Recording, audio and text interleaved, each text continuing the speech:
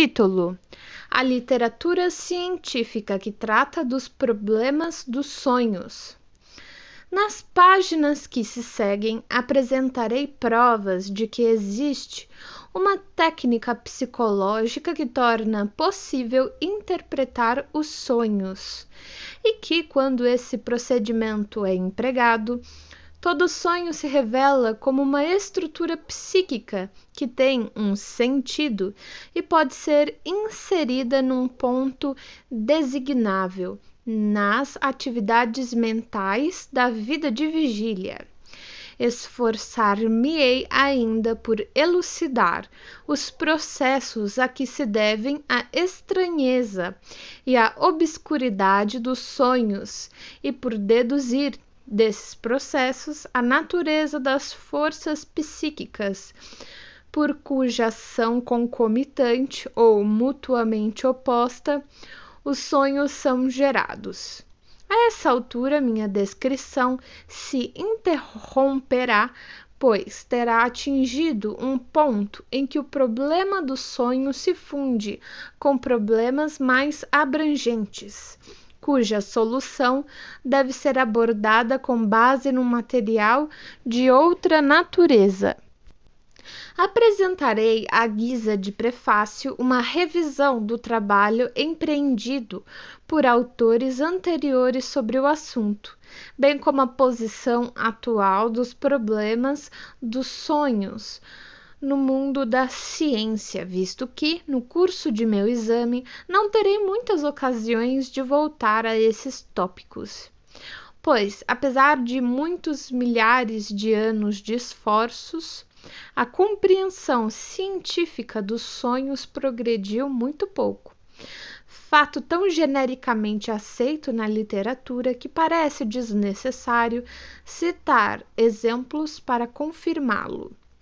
Nesses escritos, dos quais consta uma relação ao final de minha obra, encontram-se muitas observações estimulantes e uma boa quantidade de material interessante relacionado com o nosso tema, porém pouco ou nada que aborde a natureza essencial dos sonhos ou ofereça uma solução final para qualquer de seus enigmas. E, menos ainda, é claro, passou para o conhecimento dos leigos estudiosos. Talvez se possa indagar qual terá sido o ponto de vista adotado em relação aos sonhos pelas raças primitivas dos homens e que efeito os sonhos teriam exercido na formação de suas concepções do mundo e da alma. E esse é um assunto de tão grande interesse que só com extrema relutância me abstenho de abordá-lo nesse sentido. Devo encaminhar meus leitores às obras de Sir John Lubbock, Herbert Spencer e B. Taylor e outros. Acrescentarei apenas que só poderemos apreciar a ampla gama desses problemas e especulações quando tivermos tratado da tarefa que aqui se coloca diante de nós, a interpretação dos sonhos.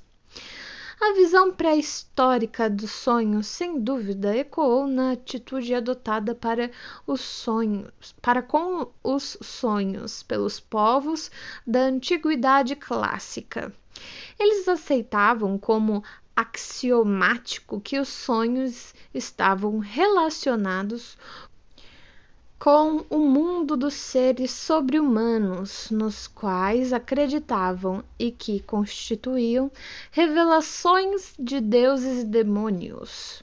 Não havia dúvida, além disso, de que, para aquele que sonhava, os sonhos tinham uma finalidade importante, que era, via de regra, predizer o futuro. A extraordinária variedade no conteúdo dos sonhos era na impressão que produziam, dificultava, todavia, ter deles qualquer visão uniforme e tornava necessário classificá-los em numerosos grupos e subdivisões conforme sua importância e fidedignidade. A posição adotada perante os sonhos por filósofos isolados na antiguidade dependia, naturalmente, até certo ponto, da atitude destes em relação à adivinhação em geral. Nas duas obras de Aristóteles que versam sobre os sonhos, eles já se tornaram um objeto de estudo psicológico. Informam-nos as referidas obras que os sonhos não são enviados pelos deuses e não são de natureza divina, mas que são demoníacos, visto que a natureza é demoníaca e não divina. Os sonhos, em outras palavras, não decorrem de manifestações sobrenaturais, mas seguem as leis do espírito humano, embora este, a verdade, seja fim do divino. Definem-se os sonhos como a atividade mental de quem dorme, na medida em que esteja adormecido. Aristóteles estava ciente de algumas características da vida onírica. Sabia, por exemplo, que os sonhos dão uma construção ampliada aos pequenos estímulos que surgem durante o sono. Abre aspas. Os homens pensam estar caminhando no meio do fogo e sentem um calor enorme, quando há apenas um pequeno aquecimento em certas partes. Fecha aspas. E dessa circunstância infere ele a conclusão de que os sonhos podem, muito bem, revelar a um médico os primeiros sinais de alguma alteração corporal, que não tenha sido observada na vigília. Antes da época de Aristóteles, como sabemos, os antigos consideravam os sonhos não como um produto da mente que sonhava, mas como algo introduzido por uma instância divina. E já então as duas correntes antagônicas que iremos encontrar, influenciando as opiniões sobre a vida onírica em todos os períodos da história, se faziam sentir. Traçou-se a distinção entre os sonhos verdadeiros e válidos, enviados ao indivíduo adormecido para adverti-lo ou predizer-lhe o futuro, e os sonhos vãos, falazes e destituídos de valor, cuja finalidade era desorientá-lo ou destruí-lo. Group, 1906, 2.390. Cita uma classificação dos sonhos de Macrobius e Artemidorus, de Daudie. Seguindo essa orientação, abre aspas. Os sonhos eram divididos em duas classes. Supunha-se que uma classe fosse influenciada pelo presente ou pelo passado, mas sem nenhum significado futuro. Abrangia o enúnia ou insomnia, que reproduzia diretamente uma certa representação ou o seu oposto, por exemplo, de fome ou sua saciação. E o gentismata, que emprestava uma extensão fantástica à representação, por exemplo, o pesadelo ou epialtes. A outra classe, ao contrário, supostamente determinava o futuro. Abrangia 1. Profecias diretas recebidas num sonho, o Kraphmatisme ou Oraculum. 2. Previsões de algum evento futuro, o Rama ou Vizio. E 3.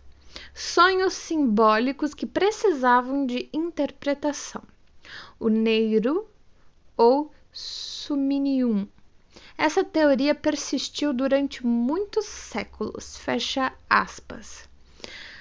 Essa variação no valor que se deveria atribuir aos sonhos estava intimamente relacionada com o problema de interpretá-los em geral esperavam-se importantes consequências dos sonhos, mas nem todos eles eram imediatamente compreensíveis, e era impossível dizer se um sonho inteligível em particular não estaria fazendo alguma comunicação importante. Isso proporcionou o incentivo para que se elaborasse um método, mediante o qual o conteúdo ininteligível de um sonho pudesse ser substituído por outro compreensível e significativo.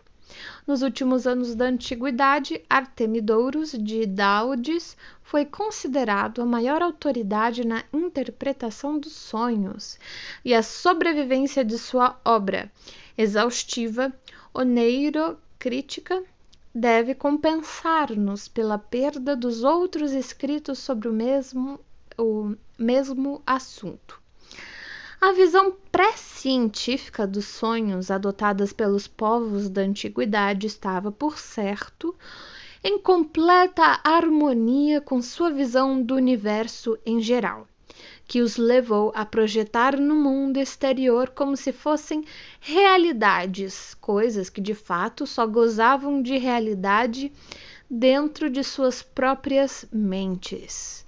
Além disso, seu ponto de vista sobre os sonhos levava em conta a principal impressão produzida na mente desperta pela manhã, pelo que resta de um sonho na memória, uma impressão de algo estranho, advindo de outro mundo e contrastando com os demais conteúdos da mente. A propósito, seria um erro supor que a teoria da origem sobrenatural dos sonhos está desprovida de defensores em nossos próprios dias.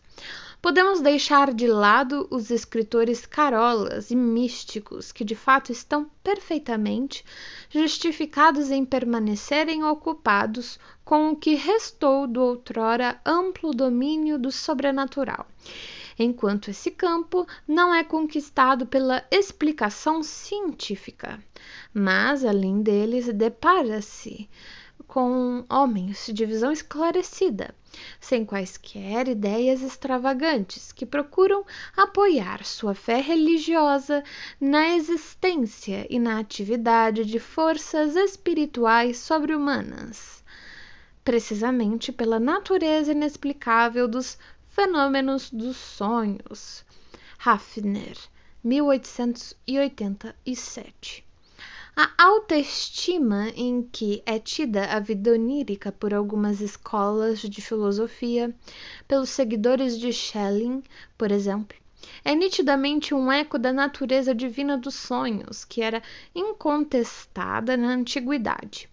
Tampouco chegaram ao fim os debates acerca do caráter premonitório dos sonhos e de seu poder de predizer o futuro, pois as tentativas de dar uma explicação psicológica têm sido insuficientes para cobrir o material coletado, por mais decididamente que as simpatias dos que são dotados de espírito científico se inclinem contra a aceitação de tais crenças. É difícil escrever uma história do estudo científico dos problemas dos sonhos, porque, por mais valioso que tenha sido esse estudo em alguns pontos, não se pode traçar nenhuma linha de progresso em qualquer direção específica. Não se lançou nenhum fundamento de descobertas seguras, no qual um pesquisador posterior pudesse edificar algo ao contrário. Cada novo autor examina os mesmos problemas de novo e recomeça, por assim dizer, do início. Se eu tentasse relacionar em ordem cronológica aqueles que têm escrito sobre o assunto e apresentasse um sumário de seus pontos de vista sobre os problemas dos sonhos, teria de abandonar qualquer esperança de apresentar um quadro geral, abrangente do atual estado de conhecimento sobre o assunto. Optei, portanto, por estruturar meu relato de acordo com os tópicos e não com os autores, e à medida que for levantando cada problema relacionado com o sonho, apresentarei qualquer material que a literatura contenha para sua solução. Visto, contudo, ter me sido impossível englobar toda a literatura sobre o tema, amplamente dispersa como é, e invadindo muitos outros campos, sou compelido a pedir aos meus leitores que se deem por satisfeitos desde que nenhum fato fundamental ou ponto de vista importante seja deixado de lado em minha descrição.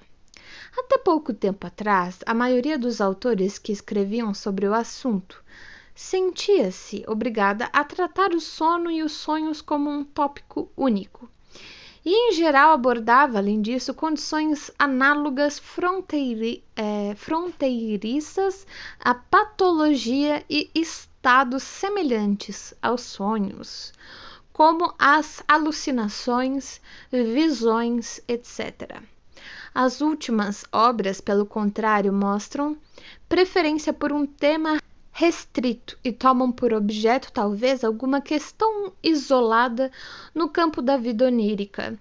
Agradar-me-ia ver nessas mudanças de atitude a expressão de uma convicção de que nestas questões obscuras só será possível chegar a explicações e resultados sobre os quais haja acordo mediante uma série de investigações pormenorizadas.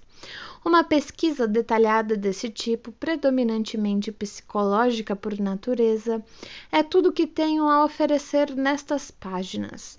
Tive pouca oportunidade de lidar com o problema do sono, posto que esse é essencialmente um problema da fisiologia, muito embora uma das características do estado de sono deva ser a de promover modificações nas condições de funcionamento do aparelho mental.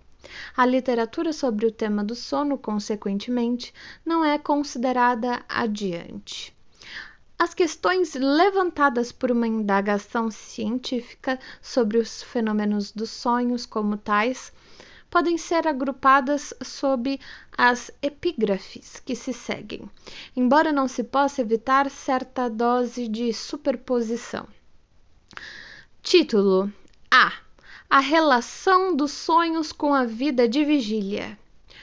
O julgamento simplista de vigília feito por alguém que tenha acabado de acordar presume que seus sonhos, mesmo que não tenham eles próprios vindos de outro mundo, ao menos o haviam transportado para outro mundo.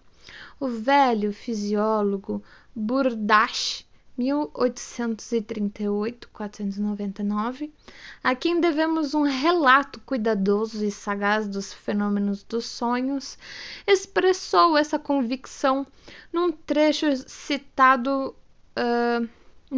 muito citado, abre aspas. Nos sonhos, a vida cotidiana, com suas dores e seus prazeres, suas alegrias e suas mágoas, jamais se repete.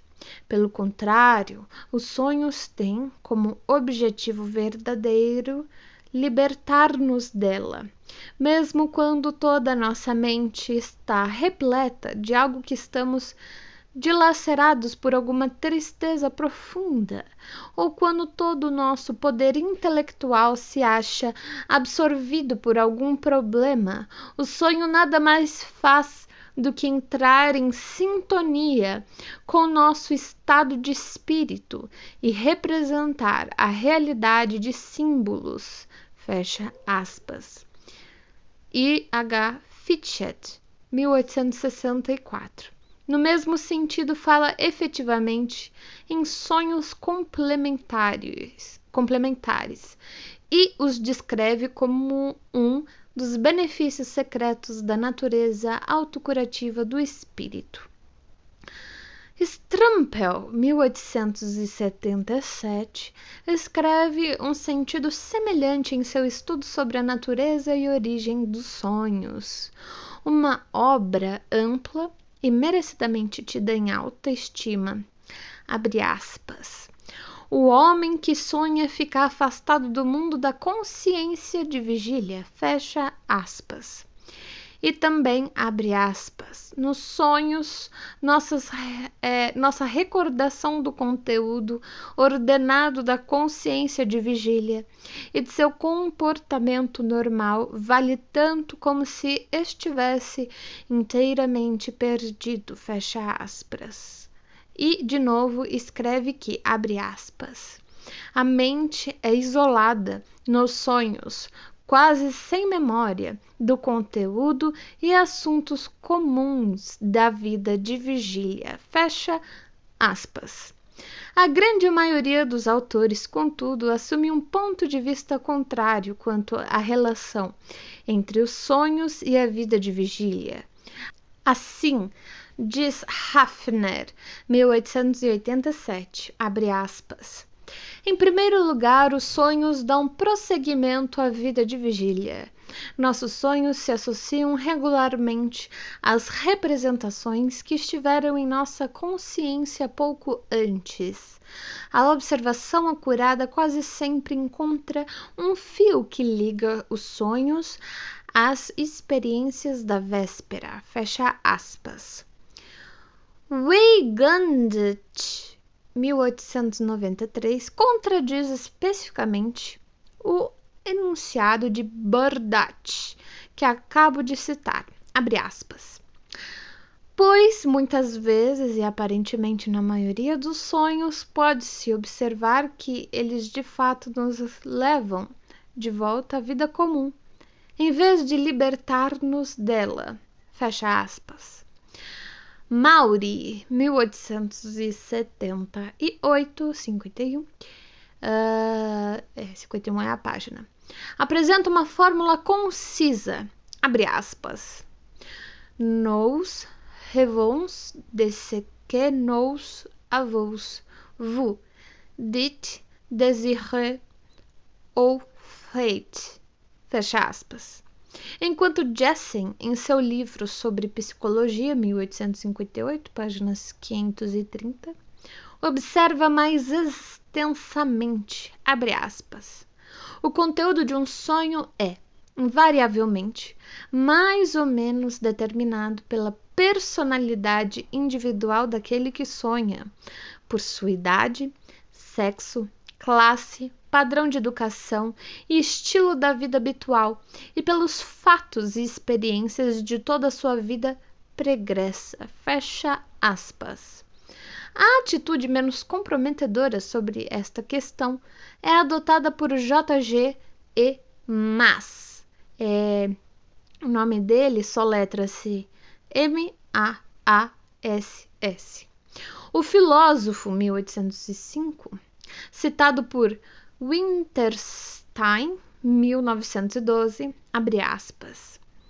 A experiência confirma nossa visão de que sonhamos com maior frequência com as coisas em que se centralizam nossas mais vivas paixões. Isso mostra que nossas paixões devem ter influenciado na formação de nossos sonhos. O homem ambicioso sonha com lauréis que conquistou ou imagina ter conquistado, ou com aqueles que ainda tem de conquistar. Já o apaixonado se ocupa em seus sonhos com o objeto de suas doces esperanças.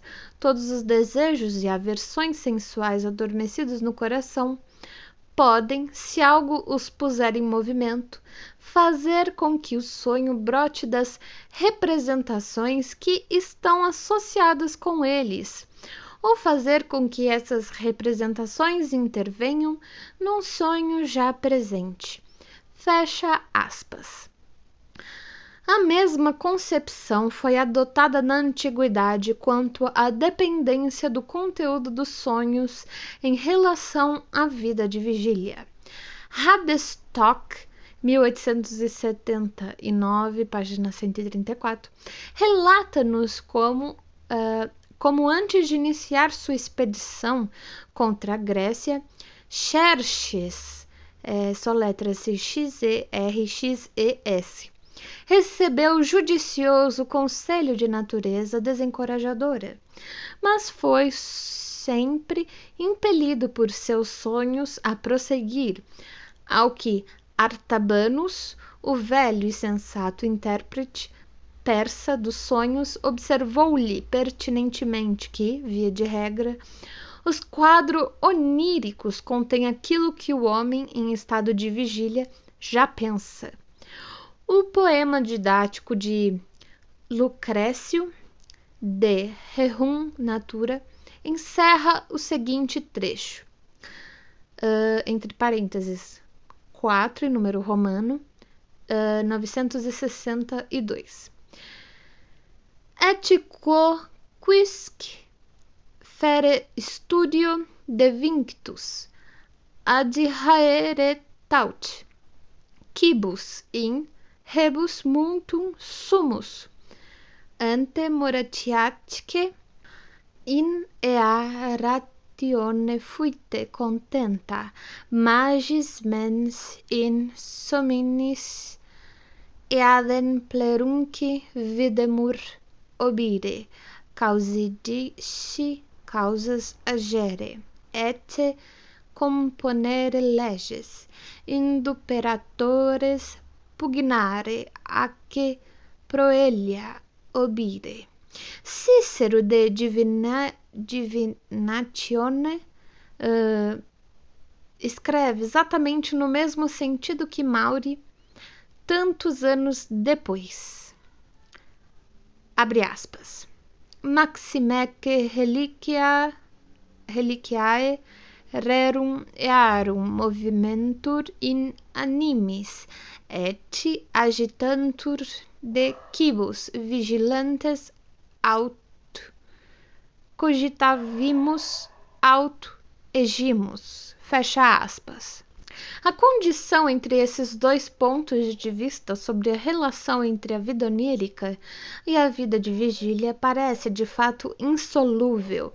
É, portanto, relevante nesta altura relembrar o exame do assunto por Hildebrand, 1875, que acredita ser completamente impossível descrever as características dos sonhos, salvo por meio de uma série de 3 contrastes que parecem acentuar-se em contradições.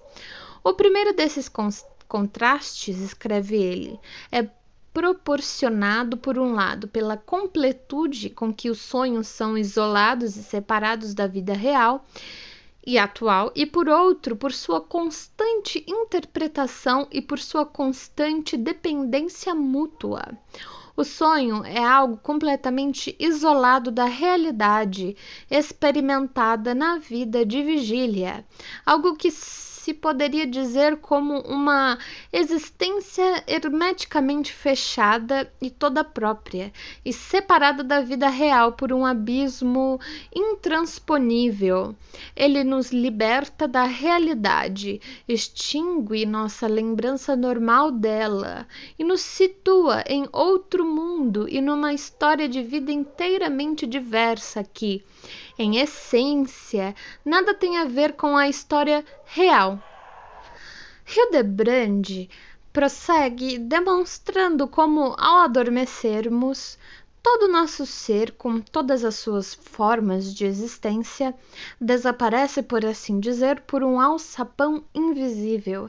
Então, talvez o sonhador empreenda uma viagem marítima até Santa Helena, que para oferecer a Napoleão, que ali se encontra prisioneiro, uma barganha primorosa em vinhos da Mosela. É recebido com extrema afabilidade pelo ex-imperador e chega quase a lamentar-se quando acorda e sua curiosa ilusão é destruída. Mas comparemos a situação do sonho, prossegue Hildebrand, com a realidade. O sonhador nunca foi negociante de vinhos, nem jamais desejou sê-lo. Nunca fez uma viagem marítima, e se o fizesse, Santa Helena seria o último lugar do mundo que escolheria para visitar. Não nutre quaisquer sentimentos de simpatia para com Napoleão, mas ao contrário, um violento ódio patriótico. E, além disso tudo, nem sequer era nascido quando Napoleão morreu na ilha, de modo que ter quaisquer relações pessoais com ele estaria além dos limites da possibilidade. Assim, a experiência onírica parece algo estranho, inserido entre duas partes de vida perfeitamente contínuas e compatíveis entre si. E, contudo, continua Hildebrand, abre aspas, o que parece ser o contrário disso é igualmente verdadeiro e correto. Apesar de tudo, o mais íntimo dos relacionamentos caminha de mãos dadas, creio eu, com o isolamento e a separação. Podemos mesmo chegar a dizer que, o que quer que os sonhos ofereçam, seu material é retirado da realidade da vida intelectual que gira em torno dessa realidade, quaisquer que sejam os estranhos resultados que atinjam, eles nunca podem de fato libertar-se do mundo real, e tanto suas estruturas mais sublimes como também as mais ridículas devem sempre tomar de empréstimo seu material básico, seja do que ocorreu perante nossos olhos, do mundo dos sentidos, seja do que já encontrou lugar em algum ponto do curso de nossos pensamentos de vigília. Em outras palavras, do que já experimentamos externa ou internamente. Fecha aspas. Título B. O material dos sonhos, a memória dos sonhos. Todo o material que compõe o conteúdo de um sonho é derivado de algum modo da experiência, ou seja, foi reproduzido ou lembrado nos sonhos. Ao menos isso podemos considerar como fato indiscutível. Mas seria um erro supor que uma ligação dessa natureza entre o conteúdo de um sonho e a realidade esteja destinada a vir à luz facilmente, como resultado imediato da comparação entre ambos. A ligação exige, pelo contrário, ser diligentemente procurada e em inúmeros casos pode permanecer oculta por muito tempo. A razão disso está em diversas peculiaridades exibidas pela faculdade da memória nos sonhos, e que, embora geralmente observadas até hoje, têm resistido à explicação. Vale a pena examinar essas características mais de perto. É possível que surja no conteúdo de um sonho um material que no estado de vigília não reconheçamos como parte de nosso conhecimento ou nossa experiência. Lembramo-nos naturalmente de ter sonhado com a coisa em questão, mas não conseguimos lembrar se ou quando a experimentamos na vida real. Ficamos assim em dúvida quanto à fonte a que recorreu o sonho e sentimos-nos tentados a crer que os sonhos possuem uma capacidade de produção independente. Então, finalmente, muitas vezes após um longo intervalo, alguma nova experiência relembra a recordação perdida do outro acontecimento e, ao mesmo tempo, revela a fonte do sonho. Somos assim levados a admitir que, no sonho, sabíamos e nos recordávamos de algo que estava além do alcance de nossa memória de vigília. Um exemplo particularmente impressionante disso é fornecido por Theobald Elf, 1985, extraído de sua própria experiência. Viu ele num sonho o quintal de sua casa, coberto de neve, e sob ela encontrou 2 pequenos lagartos, semi-congelados e enterrados. Sendo muito afeiçoado aos animais, apanhou-os aqueceu-os e os levou de volta para o pequeno buraco que ocupavam na alvenaria. Deu-lhes ainda algumas folhas de uma pequena samambaia que crescia no muro, as quais, como sabia, eles muito apreciavam. No sonho, ele conhecia o nome da planta, Asplenium rutamuralis. O sonho prosseguiu e, após uma digressão, voltou aos lagartos. De Beowulf viu então, para sua surpresa, os 2 outros lagartos que se ocupavam dos restos da samambaia. Depois olhou ao redor e viu um quinto e, a seguir, um 6º lagarto, que se dirigiam para o buraco no muro, até que toda a estrada fervilhava com uma procissão de lagartos, todos se movimentando na mesma direção, e assim por diante. Quando desperto, Beowulf sabia os nomes em latim de pouquíssimas plantas, e Asplenium não estava entre eles. Para sua grande surpresa, pôde confirmar o fato de que realmente existe uma samambaia com esse nome. Sua denominação correta é Asplenium rutamuraria, que fora ligeiramente deturpada no sonho. Isso dificilmente poderia ser uma coincidência, e para Beowulf continuou a ser um mistério o modo como viera a conhecer o nome Asplenium no sonho. O sonho ocorreu em 1862, 16 anos depois, quando o filósofo visitava um de seus amigos. Viu um pequeno álbum de flores prensadas do tipo do que são vendidos aos estrangeiros como lembranças em algumas partes da Suíça. Começou então a recordar-se de algo.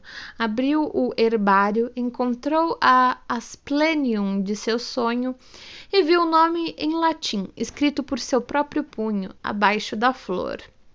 Os fatos podiam agora ser verificados. Em 1860, 2 anos antes dos sonhos com os lagartos, uma irmã desse mesmo amigo, em viagem de lua de mel, fizeram uma visita a Beowulf.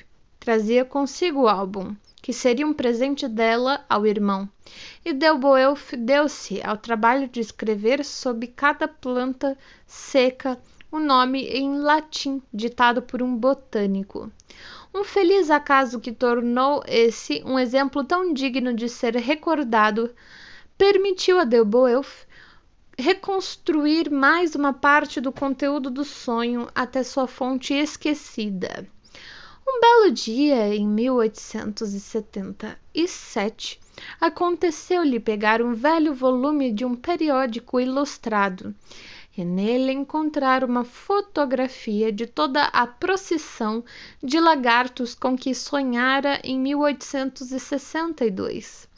O volume trazia a data de 1861 e Beowulf se lembrava de ter sido assinante da publicação desde o seu primeiro número.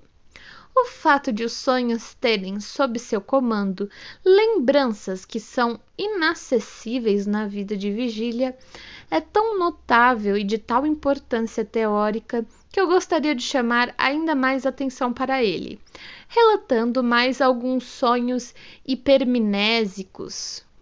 Maury, 1878, página 142, conta-nos como por algum tempo a palavra Mussidan surgia e ressurgia em sua mente durante o dia. Nada sabia a respeito dela, a não ser que era o nome de uma pequena cidade da França.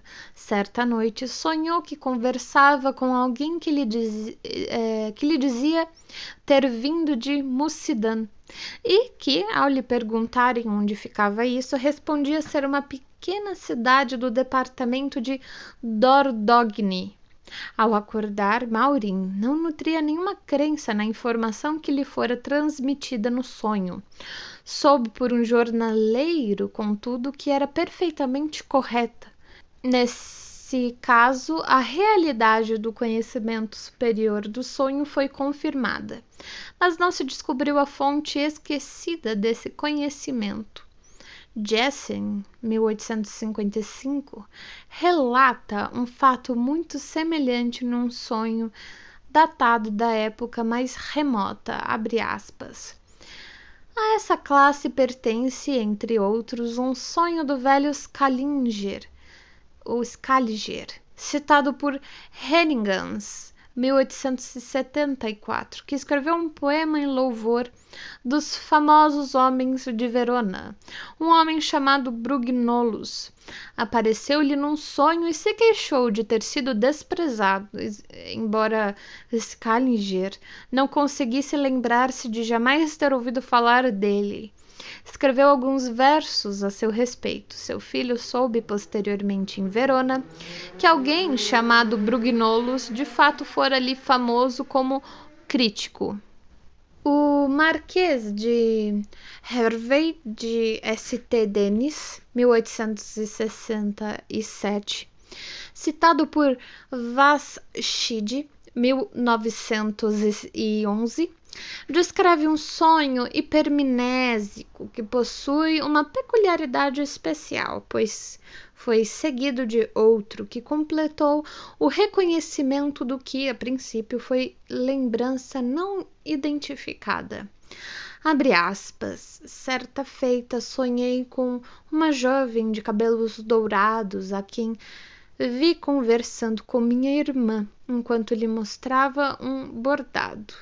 Ela pareceu muito familiar no sonho e pensei já tê-la visto muitas vezes. Depois que acordei, ainda tinha seu rosto muito nitidamente diante de mim, mas era totalmente incapaz de reconhecê-lo. Voltei a dormir e o quadro onírico se repetiu. Mas, nesse segundo sonho, falei com a dama de cabelos louros e perguntei-lhe se já não tivera o prazer de conhecê-la antes, em algum lugar. Naturalmente ela respondeu: não se lembra da Plage em Pornic? Despertei imediatamente e pude então recordar-me com clareza de todos os pormenores associados com a atraente visão do sonho. Fecha aspas. O mesmo autor, também citado por Vashid, conta como um músico seu conhecido ouviu num sonho certa vez uma melodia que lhe pareceu inteiramente nova. Só muitos anos depois foi que ele encontrou a mesma melodia numa velha coleção de peças de músicas, embora ainda não pudesse recordar-se de tê-la examinado algum dia. Sei que Myers, 1892, publicou toda uma coletânea de sonhos hipermnésicos dessa natureza nas atas da Sociedade de Pesquisas Psíquicas, mas infelizmente não tenho acesso a elas. Ninguém que se ocupe de sonhos pode, creio eu, deixar de descobrir que é fato muito comum um sonho dar mostras de conhecimentos e lembranças que o sujeito, em estado de vigília, não está ciente de possuir. Em meu trabalho psicanalítico com pacientes nervosos, do qual falarei mais adiante, tenho condições, várias vezes por semana, de provar aos pacientes, com base em seus sonhos, que eles de fato estão bem familiarizados com citações, palavras obscenas, etc. E que as utilizam em seus sonhos, embora tenham-nas esquecido em sua vida de vigília. Acrescentarei mais um caso inocente de hipermnésia num sonho, em vista de grande facilidade com que foi possível descobrir a fonte do conhecimento acessível apenas no sonho. Um de meus pacientes, no decurso de um sonho bastante prolongado, sonhou que pediram um contus zoaca. Quando se encontrava num café, depois de me dizer isso, perguntou-me o que era um contus zoaca. pois nunca ouvira esse nome. Pude responder-lhe que se tratava de um licor polonês e que ele não poderia ter inventado esse nome, que há muito me era familiar pelos anúncios afixados nos tapumes. De início, ele não quis me dar crédito, mas alguns dias depois, após concretizar seu sonho num café, notou o nome num tapume, na esquina de uma rua pela qual devia ter passado pelo menos 2 vezes ao dia durante vários meses. Eu mesmo tenho observado em relação ao meu próprio sonho o quanto é uma questão de acaso descobrir-se ou não a fonte dos elementos específicos de um sonho. Assim é que durante anos, antes de concluir este livro, fui perseguido pela imagem de uma torre de igreja de desenho muito simples, que eu não lembrava de ter visto jamais, e então de súbito reconhecia com absoluta certeza numa pequena estação da linha férrea entre Salzburgo e Reichenau. Isso ocorreu na segunda metade da década de 1890, e eu viajara naquela linha pela primeira vez em 1896. Em anos, a frequente repetição em meus sonhos da imagem de determinado lugar, de aparência inusitada, tornou-se para mim um verdadeiro incômodo. Numa relação específica comigo, à minha esquerda eu via um espaço escuro onde reluziam diversas figuras grotescas de arenito. Uma vaga lembrança à qual eu não queria dar crédito. Dizia-me tratar-se da entrada de uma cervejaria, mas não conseguia descobrir nem o significado do quadro onírico, nem sua origem. Em 1907 ocorreu-me estar em Pádua, que lamentavelmente eu não pudera visitar em 1895. Minha primeira visita àquela encantadora cidade universitária fora uma decepção, pois eu não pudera ver os afrescos de Giotto na Madonna dell'Arena. Voltara meio caminho da rua que levava até lá, ao ser informado de que a capela estava fechada naquele dia. Em minha segunda visita, 12 anos depois, resolvi compensar isso e a primeira coisa que fiz foi encaminhar-me para a capela de Arena, na rua que conduz a ela, à minha esquerda e, com toda a probabilidade, no ponto do qual retornara em 1895, deparei-me com um lugar que tantas vezes vira em meus sonhos, com as figuras de arenito que faziam parte dele. Era de fato o acesso ao jardim de um restaurante.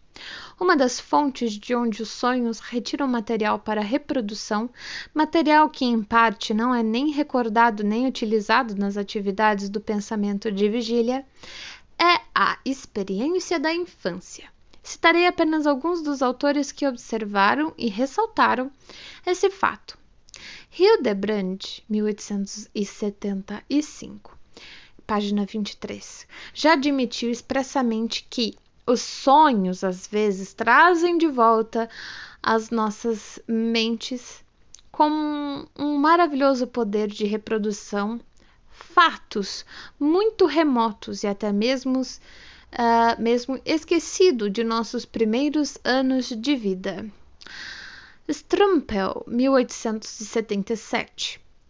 Abre aspas. A posição é ainda mais notável quando observamos como os sonhos por vezes trazem luz, por assim dizer, das mais profundas pilhas de destroços sob as quais as primeiras experiências da meninice são soterradas em épocas posteriores.